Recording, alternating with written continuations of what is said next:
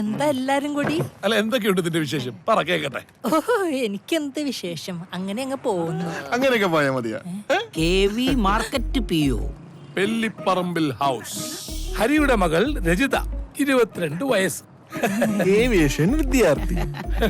നിങ്ങളിതെങ്ങനെ അറിഞ്ഞു? എടാ ക്ലീശേ. എടാ ഒരു സർക്കാർ ഉദ്യോഗസ്ഥന് പെണ്ണ് ആലോചിക്കുകയാണെങ്കിൽ ആ പെൺ വീട്ടുകാർ ആദ്യം ചെയ്യുന്ന എന്താണെന്നറിയാമോ? എന്താ? ആ സർക്കാർ ഓഫീസിൽ അന്വേഷിക്കും. ഓഹോ, ആ അവളുടെ അമ്മാവൻ എന്റെ നെയ്ബറാ.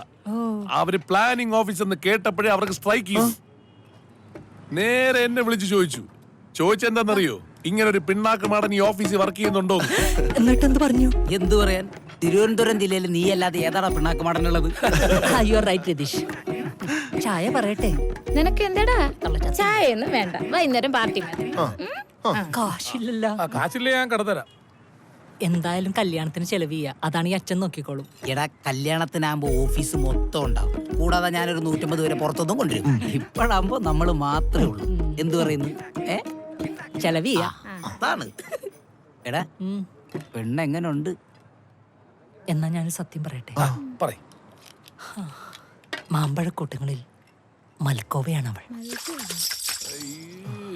ലോകാത്ഭുതങ്ങളിൽ താജ്മഹൽ, ആന, കടൽ, മമ്മൂട്ടി, മോഹൻലാൽ. അത് കഴിഞ്ഞാൽ എന്റെ രചിതയാണ് എനിക്കെല്ലാം. ഒന്ന് കണ്ടാൽ പിന്നെ കണ്ണെടുക്കാൻ തോന്നത്തേയില്ല. ആരാ ജ്യൂസ് ഓർഡർ ചെയ്തത്? നിത്യക്കെന്ത് പറ്റി? ഈ പെണ്ണെന്തിനു കരയണത്? നിത്യക്കരയല്ലേ? രതീഷിനെ നിന്നെ ഇഷ്ടമാണ്.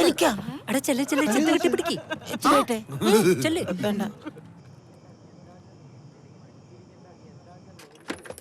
കഴിച്ചങ്ങളെയൊക്കെ പറഞ്ഞു വിടാൻ നോക്കി സാർ.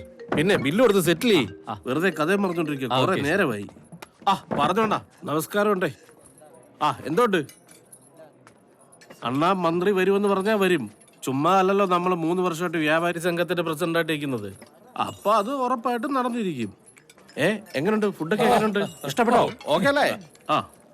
ആരെയും വെള്ളപ്പിച്ച ഇയാളാണ് ഇതിന്റെ ഓണർ. മറ്റേ വ്യാപാരി വ്യവസായി എന്താ അതിന്റെ പ്രസിഡന്റ്. ധൃതി വെക്കാടാ, അവര് കൊണ്ടുവന്നോളൂ.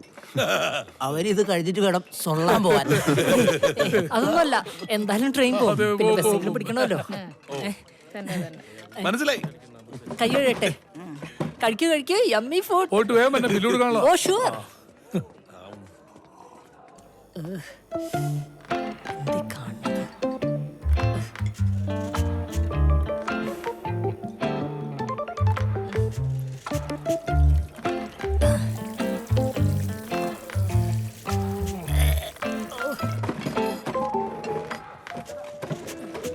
മതിയടാ. So dirty. അവന് പിടിച്ചില്ല. അവന്റെ ഒരു ബില്ല്. വാഷ് ബേസിനൊക്കെ ഒന്ന് വൃത്തിയായിട്ട് സൂക്ഷിച്ചൂടെ? മോനെ തുപ്പണ സ്ഥലമല്ലടാ. തുപ്പണ സലോണിലും തൂർണ സലോണിലും കാശ് കൊടുത്തിട്ടല്ലേ ചെയ്യണത്.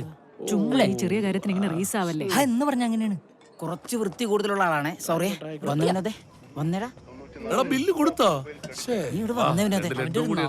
ഇവന്റെ ഒരു ഉടക്കുകാരന് ജീരകം എടുക്കാൻ പറ്റിയില്ല. ഒരു വൃത്തിക്കാരൻ വന്നേ. എന്തായാലും ഭക്ഷണം ഭയങ്കര സ്വാദായിരുന്നല്ലേ? സ്വാദിഷ്ടം കുറച്ചുകൂടി മനുഷ്യപ്പറ്റുണ്ടേ ഒരാളായ. കേറ്. അവന്റെ ഒരു ഹോട്ടൽ പത്ര.